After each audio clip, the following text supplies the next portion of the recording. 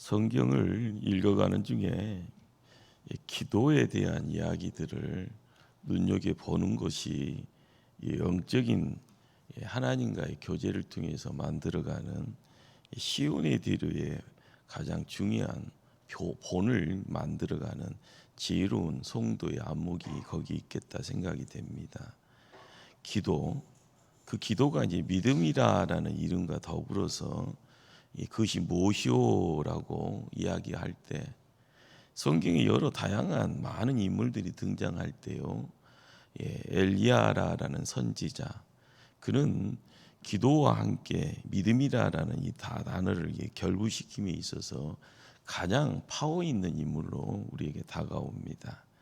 그러다 보니까 기도의 위력이라는 것, 기도가 이 정도의 파워풀하다는 것을 이야기해 주는 대표 주자가 엘리야 선지자라고 이야기되죠. 그래서 갈멜산 대결은 영화처럼 많은 사람들에게 해자가 됩니다.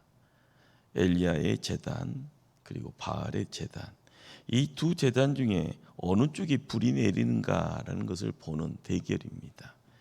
너무나 긴박하고요 치열한 영적 전쟁입니다. 요즘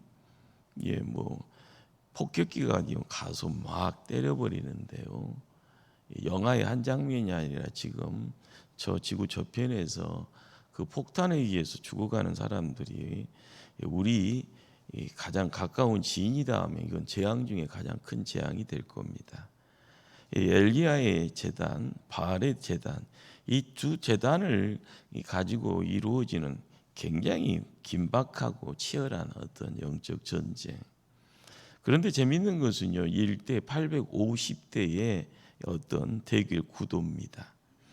이기면 살고요, 지면 죽는다. 우리는 결과를 이제 잘 알고 있죠.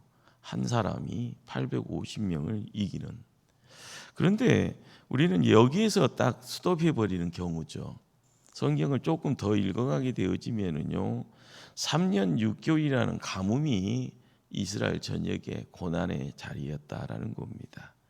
이 가뭄이라는 것이 재앙이 되어진다라는 것이 가뭄이라는 시간이 길어졌다라는 거고요. 그런데 이건 누구로 인한 것인가라는 어떤 연장선에서 갈멜산이라는 영적 전쟁터가 만들어진 겁니다. 그러기에 오늘 읽은 성경 본문은요, 갈멜산 이후의 연장전 연산선상에서 우리가 읽어가야 될 겁니다. 갈멜산에서 끝난 것이 아니라요, 이스라엘 땅에 3년 6개월 동안 물 한 방울 떨어지지 않았던 그 자리에 여호와가 참신이다라는 것, 모든 백성들에게요 피부에 와닿는 그 모습들, 눈으로 보는 것에 이어서 보는 것에서 끝나는 것이 아니라 피부에 와닿는 그 자리에 온 몸에 적셔지는 하늘의 이 빗방울. 우리는 850명이 갈멜산 정상에서는 극단적으로 칼과 창으로 자해하는 그런 모습들을 보게 될 때요, 저 사람들 미친 것 아니야. 끝내 그러나 하늘에서 불이 내리지 않습니다. 그런데 한편에서는 3번이나 물을 뿌립니다. 넘치도록 뿌립니다. 그런데 하늘에서 불이 내려지니 번제물과 나무와 돌과 흙을 다 태우고요, 도랑의 물까지 다 불로 핥는 역사가 일어납니다. 사람들에게는 깜짝 놀라죠. 그리고 나서 고백되어지는 것이 여호와 그는 하나님이다. 여호와 그는 하나님이시도다. 우리는 이 입술의 고백을 통하여서 통쾌함을 느끼게 됩니다. 짜릿하죠. 우리가 그 현장에 있지 않아도요, 이 정도의 다이나믹한 어떤 상황들, 믿음은 이 정도 돼야지 하는 그런 느낌입니다. 그런데 보통 이렇게 엘리야의 이야기를 하게 되면 엘리야이니까 가능했지라고 이야기를 합니다. 성경은요, 엘리야나 우리나 똑같다라고 이야기하죠. 그러나 우리는 엘리야이기 때문에 우리 편에서는 불가능한 일은 우리는 그냥 보고만 있으면 돼라고 이야기를 하고 있는 것이 현실적인 우리의 모습입니다. 성경은요, 엘리야가 우리가 똑같은 성정을 가진 그런 나약한 인간이다라고 이야기합니다.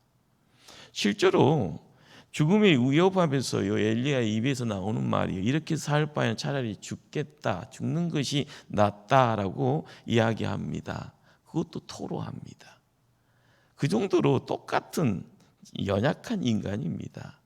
그런데 특별함이라는 것이 엘리야에게 허락되어지는 이유는 그가 하늘의 문을 열고 닫는 그런 자리에 기도라라는 열쇠를 가지고 있다라는 거죠.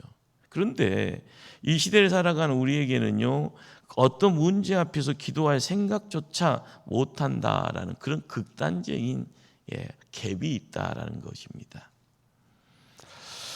지난 수요일에 모세에게 있었던 하나님의 지팡이, 이 시대에 우리에게는요, 예수님의 이름, 예수님의 보혈이 있어서 우리가 온몸으로 하나님의 영광을 드러낼 수 있는 복된 존재임을 깨닫게 해주셨습니다. 거룩한 성도라는 것은요, 항상 알아야 될 것이 내가 하나님의 이름이 걸려 있다라는 겁니다. 내가. 베드로 사도가 항상 이야기하는 것은 우리는 하나님의 강고판이라고 이야기합니다. 나를 통해서 하나님이 드러난다는 거죠. 우리가 성도라는 그 자체가 특별한 존재죠. 특별한 존재라는 것은 내가 하나님의 이름을 걸고 있는 그런 인생을 살고 있다라는 것. 이거를 항상 자각한다라고 하는 것이 기도의 자리에 우리가 세워지는 거고요.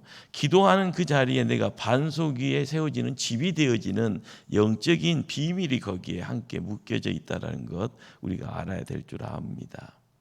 그런데 이 시대의 성도들은요, 그 부분 앞에 함께 줄다리기도 하고요, 달리기도 해야 되는데 세상에 돈과 권력과 명예를 쫓아가는 가운데 우리가 영생이라는 귀한 존재, 영생을 품고 있다라는 그런 귀한 존재보다는 하루살이 인생을 살아가는 그런 어떤 부족함의 내용들이 종종 우리 편에 허락이 됩니다. 사도 바울은 오직 의인은 믿음으로 말미암아 살리라라고 크게 외쳐갑니다. 이 외침은요, 사도 바울의 입술에서 처음 시작하는 것이 아니라 구약의 선지자 하박국을 통해서요 시작되었던 이야기입니다. 우리가 알아가야 될 것은 믿음으로 살면 하나님의 영광을 드러낼 수 있다라는 것, 믿음으로 하나님께 나아간다라는 것, 도대체 그건 구체적으로 어떤 삶을 살아야만 그렇게 될 수가 있는가? 어떻게 해야지 하나님의 살아계심을 이야기하고 하나님께 달려갈 때 하나님이 우리에게 상 주신다라는 것을 알아가는 그런 지혜로운 성도가 될 것인가? 엘리야의 이야기를 하는 중에요, 그 엘리야의 그 모습이 갑자기 하늘에서 갑자기 땅으로 내려오는 그런 느낌입니다. 그러나 우리가 믿음을 통하여서 날갯짓하며 엘리야처럼요 하늘을 비상할 수 있는 그런 존재인 것을 아셔야 되고요, 우리도 엘리야처럼 세상 살아가기를 힘써야 될 줄 압니다. 그러기에 엘리야가 우리 편에서 조금 앞서가는 선두주자처럼 보여지지만 뒤쫓아가면 될 줄 압니다. 엘리야는 믿음으로요 선포하는 자였습니다. 자, 우리 한번 41절 말씀을 한번 합독하실까요? 41절. 엘리야가 아합에게 이르되 올라가서 먹고 마시소서, 큰 빗소리가 있나이다. 갈멜산의 영적 대결 이후에요, 아합 왕이라는 존재 앞에 가서요 크게 선포하잖아요. 비가 올 거요, 올라가서 먹고 마시소서. 잔치해도 됩니다라고 이야기를 하는 거죠. 아합 왕에게 당당하게 선포하고 있는 이 엘리야, 그런요 하나님 말씀이 있었기에 당당할 수 있는 거고요. 죽음이 무서운 것이 아니라 당당하기 때문에 담대하게 나아가는 겁니다. 그리고 선포하는 겁니다.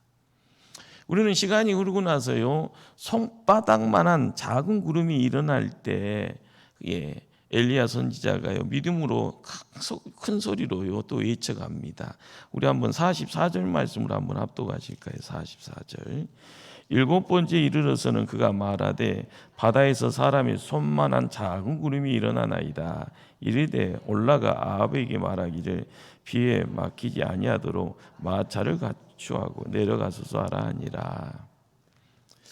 우리는 엘리야가 모습을 드러내는 그 자리요, 믿음이라는 것을 찾아가며 믿음의 실상의 자리에 가까이 그 가까이 가는 그 자리에서 손바닥 하는 구름이, 그리고 빗소리와 함께 더불어서 비의 실체가 피부에 와닿게 되어지는, 거기에 우리는 응답이라는 단어를 쓰게 됩니다. 중요한 것은요, 귀에 들려지는 소리에 그런 일이 있었어라고요 기동량하는 것이 아닙니다. 내 몸을 들어서요 함께요 산을 올라가고요, 그리고 기도하는 중에 이야기 되어질 때 말씀이 먼저 와 있고요, 그 말씀이 마음속에 기록되었을 때 이 말씀 붙잡고 삶의 자리를 지킬 때, 입술이 열려질 때 이 속에 있는 하나님의 말씀이 담대함을 통해서 선포가 되는 겁니다. 거기에서 보여지는 것이 있고요, 그 보여지는 것이요 훅 다가올 때 우리에게 빗방울을 통하여서 비의 느낌이 이전의 가뭄이 아니라 이제 하늘의 응답을 통하여 온 지면이 적셔지는 그 자리에 함께하는 그 모습. 자, 믿음이다라는 것은요 그냥 말로만 이루어지는 내용이 아니라 환경을 함께 어울려가면서 그 환경을 움직여가는 전능자의 손과 함께 발걸음을 옮겨갈 때 우리는 믿음이다라는 것이 실제적인 그런 내용을 이것이 믿음이구나, 이것이 믿음의 실제구나. 그러기에 응답받는 기도의 첫 번째 단계이자 비결이 뭔가? 내게 와서 기도하면 내가 너희들의 기도를 들을 것이라. 에레미야 선지자가요 29장 12절에 하나님의 말씀으로 우리에게 선포하는 내용입니다. 와서 기도해라. 내가 너희들의 기도를 듣겠다. 그런데 세상살이 가면서요 교회에서 믿음이다라는 어떤 실상에 끊임없이요 연습생처럼요 그 믿음 속에서의 우리의 삶을요 담금질하고 있는 우리가, 믿음의 성장을 이루어가면서요 하나님의 이야기를 선포하면서요 큰 인물 되기를 소원하는 우리가, 믿음이 없는 기도, 말씀과 상반되는 그런 선언을 하게 되었을 때 우리가요 헛사는 모습입니다. 헛사는 모습은 뭔가 하면 하나님에 대한 불신을 가지고 하나님에 대한 배신의 내용을 가지고 행동하고 그리고 말하고 있는 모습으로 우리의 삶이 어떻게 보면 올곧게 세워지는 것이 아니라 찌그러지는, 어떻게 보면은요 찌그러진 깡통처럼 그 모습이 남들의 눈에 비춰지면은요 손가락질할 수밖에 없는 거죠. 별 볼 일 없는 사람이구나. 우리는 엘리야라는 사람이요 성령 충만이라는 것을 통하여서 빛을 발하고요 하나님의 능력을 가지고요 말씀을 선포할 때요 그 기도의 자리를 지킬 때마다 이루어지는 역사가 하나님의 역사죠. 하나님의 역사를 담아가기를 힘쓰는 복의 그릇 되어져가는 우리가 되기 위해서는요 믿음으로 선포하는 그 자리에 말씀이 우리 안에 찾아오기를요 갈망해야 되는 겁니다. 그러기에 믿음의 어떤 스텝의 두 번째 단계가 뭔가 하면은 간절히 기도하고요 그 간절히 기도하는 가운데 집중하여 기도하라는 겁니다. 오늘 믿음의 언어가 믿음의 선포로 우리에게 들려집니다. 엘리야라는 한 선지자를 통하여서요. 그런데 엘리야가 우리에게요 요구하는 것은 그렇게 되어지는 그 자리에 액팅이 뭐냐, 행동이 뭐냐라는 겁니다. 그 믿음의 선포가 이루어지도록 간절히 기도하는 그 자리에 엘리야는요 산꼭대기에 올라갔고요 무릎 속에 얼굴을 쳐박고 간절히 기도합니다. 비가 오기를 간절히 기도합니다. 우리는 갈멜산의 850명의 대결의 이후에요 이루어지는 이 가뭄의 끝자락에 하늘에 비가 내려지는 그 자리에 2%가 부족하면은 이 빗방울과 함께하지 못하는, 이 비와 함께하지 못하는 모습일 텐데 아합에게 선포하잖아요. 그리고 또한 그 2%를 채우기 위해서요 간절히요 무릎 사이에 머리를 쳐박고 간절히 매달립니다. 우리는 이 간절히 매달리는 그 자리에 인생이 가장 실수한 것은 다 이루어지는 끝자락에 인간의 교만이 생겨지면은요 내가 잘났으니까 내가 힘이 있으니까 850명을 이긴 사람인데 이 정도면 되지 않았어? 라는 그런 어떤 상황을 만들어가며 거기에 주저앉을 경우가 태반입니다. 바로 이것을 교만이다라고 이야기하죠. 그러나 엘리야 선지자는 무릎 사이에 머리를 쳐박고 기도의 자리를 지킵니다. 우리는 이걸 교만이라고 하지 못하지요. 기도라는 것이 뭐를 이야기를 할까요? 자기를 낮춘다라는 겁니다. 이전에는 하나님의 능력자가 되어서 하나님의 능력이 나를 세웠고 담대하게 했기 때문에 그 담대함을 가지고 850명 앞에도 기죽지 않고요 담대하게 나가잖아요. 그러나 하늘에서 비가 내리지 않은 3년 6개월이라는 긴 세월을 통하여서 하늘의 문이 열리고 빗방울이 쏟아져야 되는 그 자리에 엘리야 선지자는요 무릎 사이에 머리를 두고 간절히 비가 오기를 기도합니다. 우리가 이야기하는 것은 내가 잘났다가 뭐 한정없이 높아지는 모습이죠. 그러나 3년 6개월의 가뭄의 때 앞에 놓여져 있는 나약한 인생입니다. 거기에 하나님이 임재하시고 하나님이 일해 주셔야 되고요. 하나님이 하늘의 문을 열어주셔야만이 하늘에서 비가 내려지는 거죠. 우리는 응답이라는 것을 이야기를 할 때요. 그 실체 앞에 조금이라도 더 가까이 가기를 힘씁니다. 다 가까이 갑니다. 그러나 응답의 끝자리까지 매달릴 수 있는 그 끈질김의 내용, 그 끈질김의 내용은요 인간 편에서 봤을 때는요 낮아짐의 자리입니다. 나를 포기하고요 하나님의 그릇 되어지기를 소원할 때 하나님이 비를 주셔야 됩니다. 하나님 우리의 가정에 필요한 것이 있습니다. 내 자녀들의 인생길에 나아가며 형통이 필요합니다. 끊임없이 기도하는 그 자리에 한 번 기도로 다 되어지면요 얼마나 좋을까요? 그러나 하나님은 응답되어지는 그날까지 그 시간까지 기도하라 말씀합니다. 그러기에 여기에서 우리가 이야기할 수 있는 것은요 하나님께 집중하는 것. 하나님께 집중한다는 것은 여러 다양한 내용들이 우리의 기도의 길을 방해하려고 찾아오지만 다 물리치며 기도하는 그 자리에 하나님만을 바라보며 기도한다는 것. 우리가 알아가야 될 것 중에 한 가지는요 교회 생활을 하다 보면 쉽게 빠지는 오류가 뭔가 기도하지 않았는데 응답받는 것이요 가장 큰 복인 줄 압니다. 그 착각입니다. 기도하지 않고 응답받는 것은 위험합니다. 왜 그럴까요? 내가 했다고 착각할 수 있는 거고요. 나의 자랑거리가 되기 때문에 교만해지는 모습이 되는 거고요. 교만해지는 그 자리에는 하나님 대신에 사단마귀가 친구 삼아서 나를 가까이 하는 겁니다. 그러다 보면 나도 모르게요. 시작은 미약하지만 점점 교주가 되어져 가는 모습. 나중에 내가 하나님이요라고 이야기하고 있는 이단 사이비 모습이 거기에 있게 되는 겁니다. 우리가 알아가야 될 것은요. 집중하기 위해서 엘리야 선지자는 얼굴을 무릎 사이에 놓았더라라는 겁니다. 거기에는요. 묶임이 있는 거고요. 거기에는 낮춤이 있는 거고요. 거기는 하나님만을 바라보는 집중이 있었던 겁니다. 이것이 어떤 편에 누구의 편에 있어서는 이것이 간절함의 내용이고요. 이 간절히 매달림의 내용에서 나의 모든 것을 다 맡기는 그런 시간의 자리라 할 겁니다. 그러기에 우리가 믿음이다라는 것의 응답의 자리의 마지막 단계가 뭔가 때가 오기까지 바라보는 겁니다.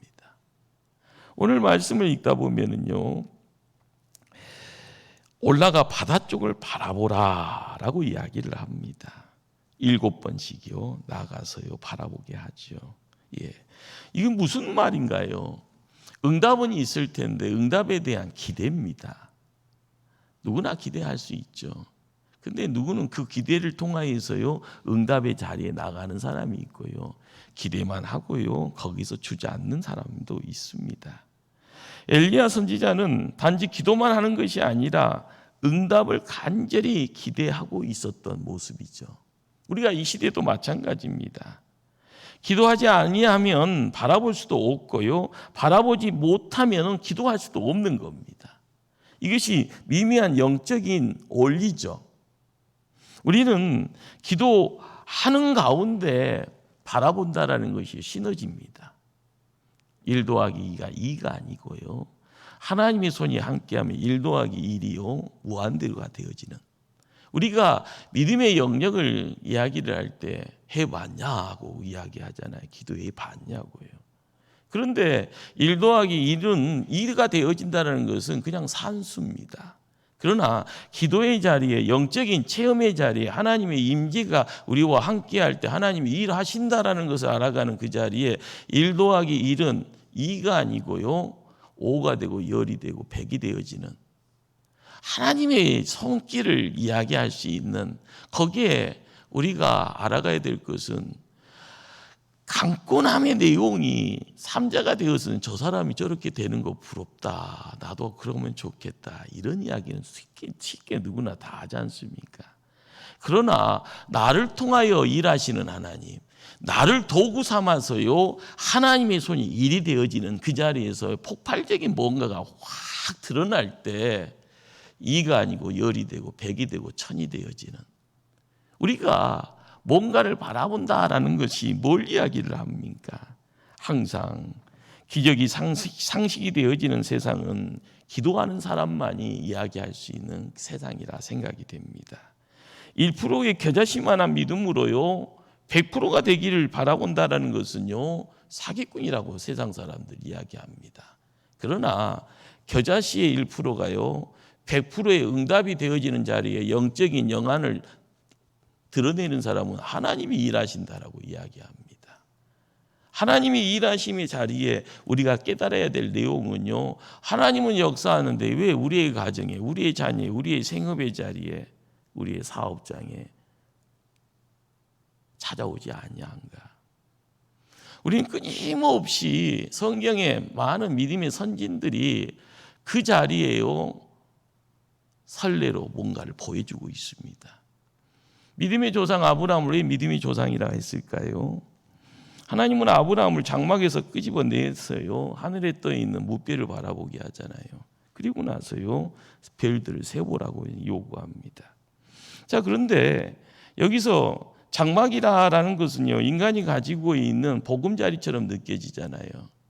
자, 그런데 중요한 것은 이 보금자리란 것이요 내가 가지고 있는 한계 상황입니다. 그러기에 한계 상황이라는 것이 돈이 많고 적음에, 뒷배경이 있고 없음에, 가진 것이 많고 적음에, 많이 배우고 못 배우고의 차이점으로 찾아오는 그런 어떤 객관적인 상황이죠. 그러나 하나님은 장막에서 나오라고 이야기합니다. 하나님의 영역의 자리에서 하늘에 떠 있는 별을, 바닷가의 모래를 세라고 이야기합니다.